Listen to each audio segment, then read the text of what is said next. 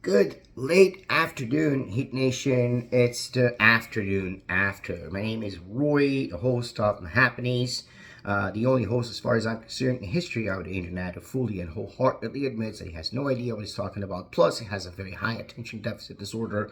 But I try, and I will keep trying.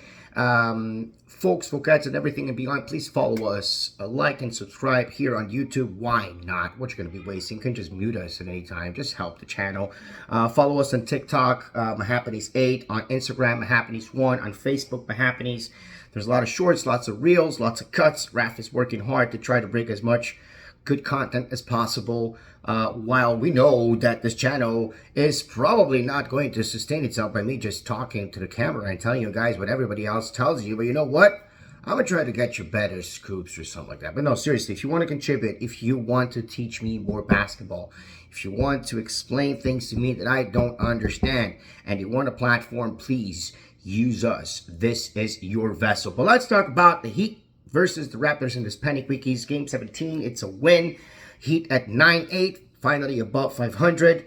For the second time this season, they were briefly at the beginning of the season as well. Jimmy, Bam, and Herro functioning at a high level. We can say that they function at a high level, even though Bam's field goal percentage was at around 37.5.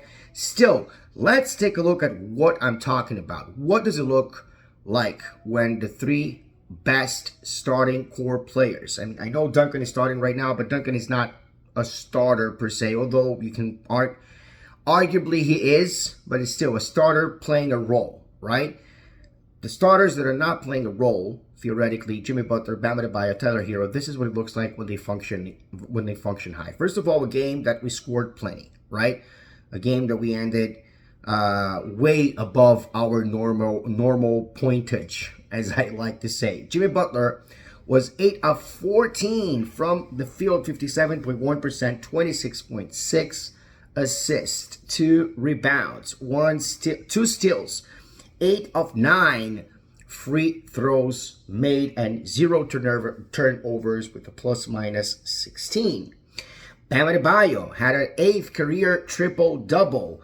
It was the bun in the sandwich of his 200th career double-double. 200th career double-double. Let me confirm that because I'm pretty sure, but you know what? My numbers sometimes confound me. And then I just want to say, yeah, I mean, it was definitely his 200th career double-double. I was thinking 200 or 300, so I just wanted to make sure right now. Why not?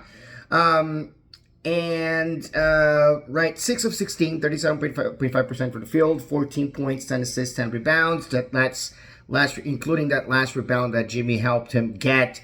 1 turnover was a plus-minus 0. Tyler Herro, 8 of 18, 44.4% shooting, 23 points, 4 assists, 3 rebounds, 1 turnover, again plus-minus plus 16. So this is what it looks like when you have one player not only doing a double-double, but also, right, again, the number for Bam would be misleading because it's not only doing a triple-double or a double-double, whatever, embedded into that triple-double sandwich, because he was not efficient from the field, right? You can see that 8 from 18.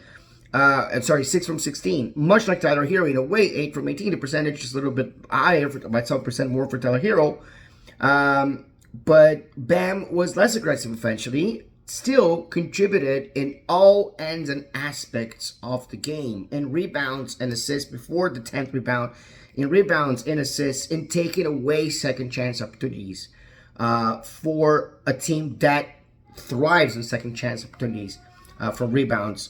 The Raptors, from 3 steals, impeding with great defense, impeding, making portal holes life miserable, being able to always find the mismatch against him, draw the foul. Again, being active on all sides of the floor and being important and being a closer. Tyler Herro already has that figured out for him, so it's great to see that Bam is also figuring it out, and he seems more and more solid every game that goes by. That's a great thing to know. I'm not delusional. I don't think that this shows that we have a team that will help us compete against the Celtics, for example, on Monday, but we'll see. Another notorious contributor with Jaquez Jr. with 18 minutes on the floor, 6 of 9 from the field, 2 triples, 50%, right, 2 of 4, 15 points, 3 assists, and 4 rebounds. Duncan Robinson only had 10 points, but he really did have a great game in terms of that, right? In terms of how he actually faced that situation. No, I mean, he didn't have the best game, honestly, Duncan Robinson, but he still helps. And it's still refreshing to know that Duncan Robinson is a guy that can get you hard buckets. The game had a season high 21 triples. After a tight first quarter, we had back-to-back third and fourth quarters with 38 points apiece. Other interesting numbers, right? Miami had 36 to 62 points in the paint, which is predictable for a team such as Raptors that doesn't shoot the ball well, that gets more points in paint. Well, they got almost double. But we had 14 to 8 fast break points, 8 to 18 turnovers, and 27 to 14 points off turnovers.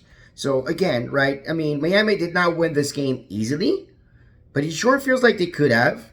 Again, Butler as Butler keeps being invested through pain and being tired, Herro already figured it out and continues to play consistently. And at a rate that Bam catches up, we do have a much more cohesive path to a competitive team. I don't think necessarily that this means a contender for a title, but a much more competitive team.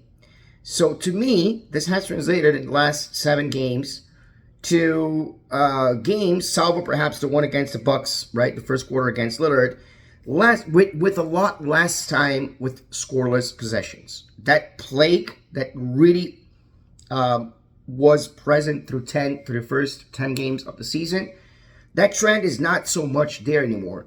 And if that happened, that happens more with the rust of the first quarter. The third quarter pretty much having disappeared, which is great. We are still too low in free throw percentage. Might be a little bit better yesterday and a couple of other games, but we're still too low. We still got to get that up. And we still have to improve the easy layups. Both Bam for sure would have had more points if he converted those easy layups. And then again, yesterday, when Rozier actually came in, he over-dribbled less. He overstepped less. He overhandled, meaning he hogged the ball less, and that was more effective. When he did hog the ball, one time he was immediately trapped and he had to pass the ball forward to Bam Adebayo, that quick passing the ball forward, because he's mishandling the ball in the backcourt. Mishandling meaning hogging the ball, walking too slow in the backcourt. Then he gets trapped and he does a backward pass to Bam that ends up being a deflection. And in the end, it was a turnover, but actually it wasn't his fault. The turnover wasn't his fault. Rozier ended the night with 4 from 8 from the field, 4 from 7 3-point shooting. This catch and shoot really working a lot better than his steps. We already knew that.